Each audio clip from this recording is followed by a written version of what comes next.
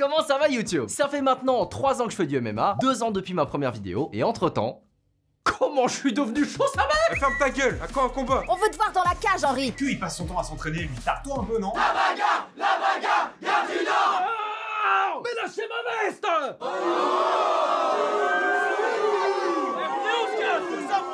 Vous voyez, c'est ça le problème avec ce sport. Dès que les gens ils savent que tu le pratiques, ils veulent t'envoyer au charbon. Mais poto, t'as vu les blessures qu'on peut s'y faire? Et j'ai des vidéos à tourner, moi, jamais je fais ça. Oh my god, bro. Oh, hell no, man. What the fuck, man? J'ai fait mon premier combat et je vous en parle aujourd'hui. Mais avant ça, est-ce que ça vous est déjà arrivé d'acheter des shorts de combat, des gants ou encore des protéines et de vous dire mais putain mais c'est que c'est vachement cher cette histoire? Et bah moi aussi, mais j'ai trouvé LA solution pour vous et elle s'appelle Igral. Pour ceux qui connaissent pas, Igral c'est un site, une appli ou encore une extension gratuite et sécurisée qui te permet d'économiser des sous si jamais tu fais des achats sur internet. En gros, quand t'achètes le produit d'une marque via Igral, cette dernière reverse une commission à Igral et eux, ils t'en redistribuent une partie à toi. Waouh! C'est ce qu'on appelle le cashback et bah c'est vachement sympa. Et le mieux dans tout ça, c'est que le service marche avec énormément de marques, que ce soit Nike, Cdiscount, Iron ou encore MyProtein, donc il y a vraiment de quoi faire. Et à force de faire des achats sur leur site, vous allez cumuler des cashbacks, des codes promo ou encore des offres des marchands et augmenter votre cagnotte petit à petit. Pour vous donner une idée, un membre Igral économise en moyenne 120 € par an, avec quoi vous pourrez vous acheter de nouveaux gants. Donc si jamais vous voulez acheter du matos de sport ou quoi que ce soit d'autre, Igral est là pour vous faire économiser. Surtout que si jamais vous passez par le lien en description, le site vous offrira 10 € de bienvenue au lieu de 3. Donc profitez-en. Merci à Igral pour leur confiance et maintenant, parlons de mon premier combat.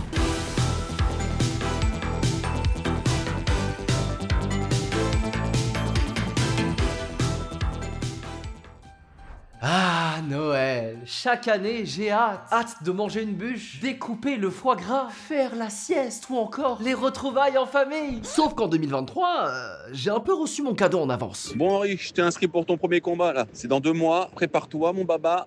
Tatami. Hâte de manger une bûche, découper le foie gras, faire la sieste ou encore les retrouvailles en famille. Oui, j'ai appris le jour du réveillon que j'allais me battre fin février.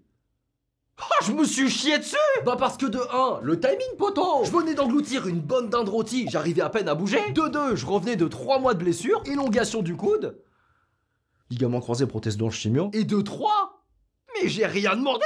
À chaque fois que mon coach me disait est-ce que tu veux faire un combat, je disais on verra! Jamais on fera! Et là tu me dis que c'est acté! Le pire c'est que si je me retire, mais je passe pour une sale puisque l'autre club a signé aussi. Just send me location. Donc j'avais plus le choix, hein. J'allais devoir retrouver un gars à une date, un lieu, une heure pour qu'on se foute sur la gueule. Sans que ma mère le sache. Ah, comme au collège. Bah le combo maman poule into médecin, t'imagines bien que le MMA c'était le dernier sport qu'elle voulait que je fasse, alors un combat? Oh laisse tomber. Le problème, c'est que pour participer, il me fallait un certificat médical de sa part. Et tu parles d'une mission? C'est comme si on te forçait à braquer une banque et que tu devais prévenir la police juste avant. Heureusement pour moi, elle connaît pas le vrai nom du sport parce que pour elle, c'est juste de la bagarre de sauvage. Donc je lui ai fait croire que j'avais besoin d'un certificat marche, muscu, athlétisme pour la salle. Ah, je pensais pas que la douille serait passée, mais on prend. Et c'est comme ça que j'ai pu commencer mon camp d'entraînement.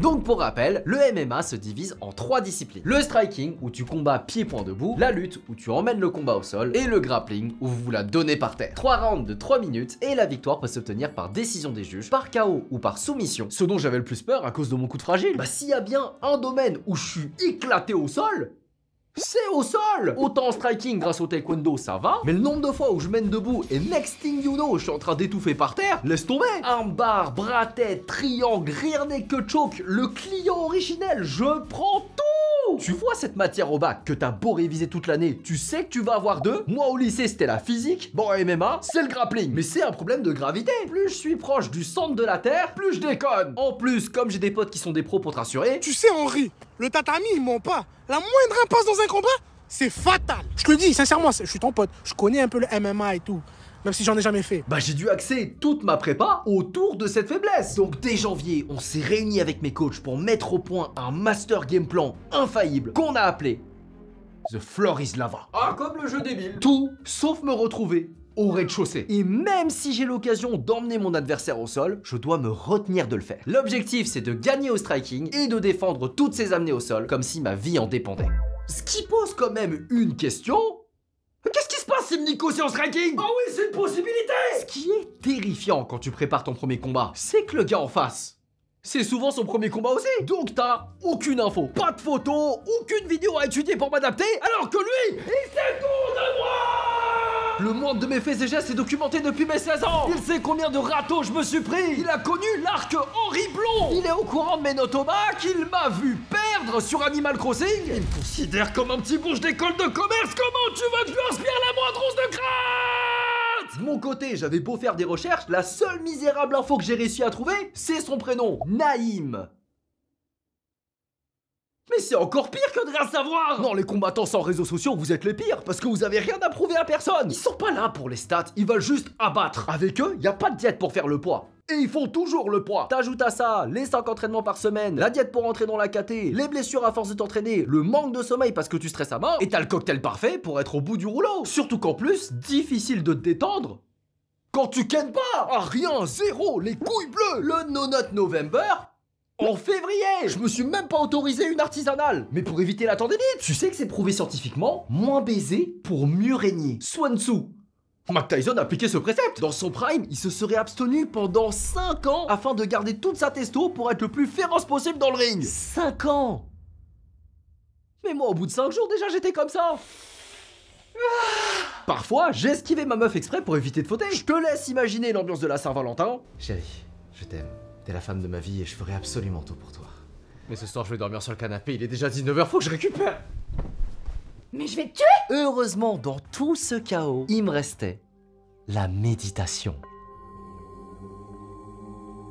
Ah, bah fous-toi de ma gueule, mais ça m'aidait à vaincre ma peur, prendre du recul, apaiser mon esprit et...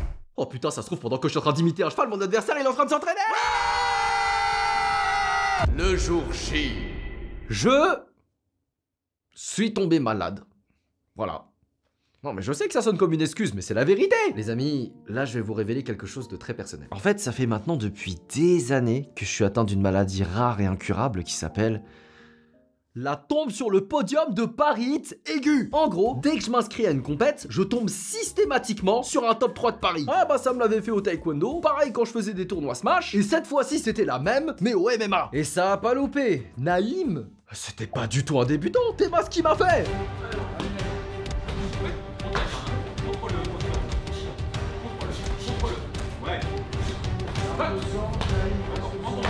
This is Sparta!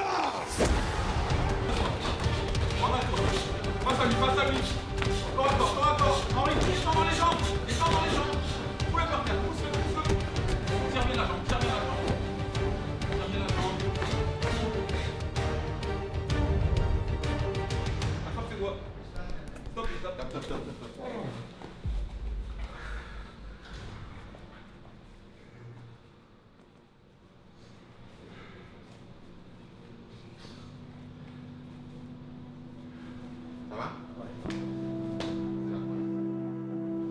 Ça va? C'est bien, hein. Je te DG, hein. Jeu de distance, etc. Histoire de... C'est que genre j'ai jamais eu un gars qui me tapait aussi fort. Ah oui, mais quand on fait des vrais combats, ça change. Je me suis fait éteindre en striking. C'est terrible. 2 mois d'entraînement chaque jour, toute ma vie perso mise de côté. Jordan qui m'a suivi au quotidien pendant toute ma préparation et qui avait déjà commencé à monter un mini documentaire aux petits oignons sur mon premier combat, tout est tombé à l'eau. Il a fallu que je voie la vérité en face, et tel un homme qui doit assumer ses échecs. J'ai essayé de vous mentir et j'ai demandé un combat contre un mec moins fort direct derrière. Non mais attendez les gars, il y avait une sponsor sur la vidéo, elle devait sortir en mars, fallait que je sauve l'OP. Perdre un combat, d'accord, mais de l'argent c'est mort. Exactement riche. Non, j'y suis allé au bluff, j'ai fait tout un cinéma. Frère, je viens de finir le tuto, tu me mets contre Malenia. C'est quoi ce matchmaking? Bref, j'ai chialé comme une et les organisateurs ont fini par accepter que j'affronte un autre adversaire qui s'appelait Sadik. Eh vas-y. Cette fois-ci, j'entame beaucoup mieux. Je suis toujours un peu choqué mentalement par la violence des coups de Naïm, mais Sadik en face, je le connais. Il était déjà venu dans mon club, j'ai déjà tourné avec lui et je savais que c'était principalement un lutteur. Je vais donc pouvoir m'exprimer un peu plus debout et suivre le master game plan infaillible, The Floor is Lava. Et Il vole. Allez. tout sauf me retrouver au rez-de-chaussée. Et même si j'ai l'occasion d'emmener mon adversaire au sol, je dois me retenir de le faire. Encore. Nul, tactiquement, techniquement, je l'aime bien. Mais il faut que tu reconnaisses que maintenant, c'est le gars. Oh merde. J'étais dévasté. Non seulement j'ai fait 0-2 comme si j'allais à des weekly smash, mais en plus j'ai perdu devant mes proches et aggravé ma blessure au coude. Ça se répare. Ouais, ça va plus de temps. Et le pire franchement, je pense c'était même pas de perdre, mais de pas avoir eu le temps de m'exprimer dans la cage. C'était donc vrai. J'ai voulu vous mytho, tout ça pour les caméras, mais le tatami, lui, ne ment pas. J'ai longtemps hésité à vous montrer ces images parce que j'avais peur que vous vous moquiez de moi. Pour la première fois de ma vie, j'ai vraiment voulu quelque chose. J'ai tout fait pour l'avoir, mais j'ai pas atteint mon but. Pire encore, si ça avait été dans la rue, bah, je serais mort. Oui bon, la monteuse abuse pas non plus. Bon, c'était dur les gars, et quand tu te fais casser la gueule, tu remets beaucoup de choses en question. Au début, t'essayes de trouver des excuses bidons, hein. Non mais la taille de la cage était trop petite, j'avais pas mes gants fétiches, qui combat avec des gants noirs aussi? Normal que j'ai perdu. Mais au fond de toi, tu sais que le gars en face a juste été meilleur. Le pire, je crois, ça a été le soir, juste après le combat, parce que j'avais un dîner avec mes parents, et tu sais, ma mère, elle est là. Alors la marche muscu-athlétisme, ça se passe bien? Ouah, maman, j'ai pas envie d'en parler, je crois que je vais juste tout arrêter là. Mais c'est aussi ça la réalité de la vie.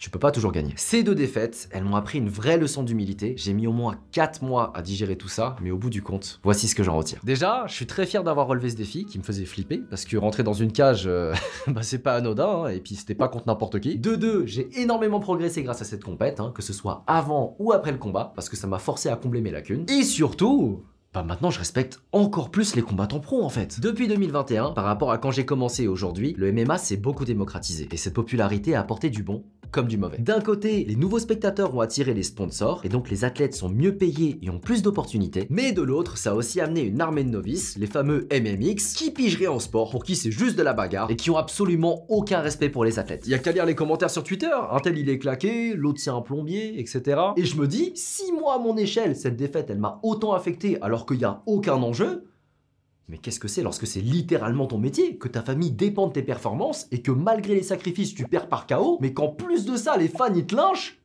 Oh la flemme frère! Bref, j'ai pris beaucoup de recul sur la chose, ce qui fait qu'aujourd'hui j'ai des idées beaucoup plus claires sur où j'en suis dans mon parcours martial. Je suis un passionné de sport de combat et même si ça l'a pas fait pour cette fois, ça va pas m'empêcher de continuer à faire ce que j'aime. C'est pour ça qu'entre-temps, j'ai repris les compétitions, notamment en Muay Thai, qui est un art que j'adore, tout en faisant des vidéos avec des athlètes pour apprendre et partager cette passion. Et pour vraiment tourner la page sur ces combats de MMA, j'ai même ravalé ma fierté et envoyé un message à Sadik pour les souhaiter bonne chance pour la suite. Et là, qu'est-ce que je découvre? J'ai trop la haine! Mais comment ils ont fait le matchmaking? C'est pas possible! On se fout de ma gueule! Et la prochaine fois, vous allez voir ce que vous allez voir! J'ai pas dit mon dernier mot! Eh oui, j'avais 203 hein. Toi, ferme ta gueule! Ok, oublie pas de remercier Igral quand même. Merci, Igral! Le lien est dans la description! Cliquez!